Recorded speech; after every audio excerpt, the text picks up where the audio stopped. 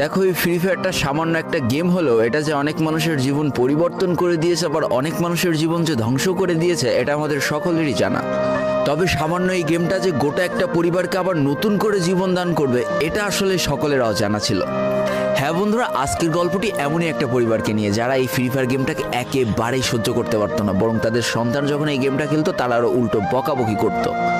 আর ভাগ্যের কি অপূর্ব লীলা খেলা, তখন সেই গেমটা আজকে গোটা পরিবারটাকে বাঁচিয়ে রেখেছে। আর এখন তার বাবা মাও উৎসাহ দেয় তাদের সন্তানকে যে ফ্রি ফায়ার খেলো। এজন্যই চলো জেনে আসি আসলে কি এমন ঘটেছিল ওই পরিবারটার সাথে। তো বেশি ব্যাকপ্যাক না করে ছোট্ট একটা ইন্ট্রো দিয়ে আজকের ভিডিও শুরু করা যায়। তো আজকের গল্পটা শুরু হতে চলেছে ছোট্ট একটা গ্রামের ছোট্ট একটা পরিবারকে নিয়ে।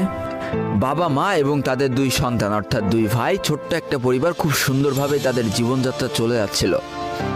বড় ভাই একটা কোম্পানিতে লেবারের চাকরি করে, বাবা কৃষি কাজ করে, আর তাদের ছোট সন্তান অর্থাৎ ছোট ছেলে কিন্তু ক্লাস 8-এ পড়াশোনা করে।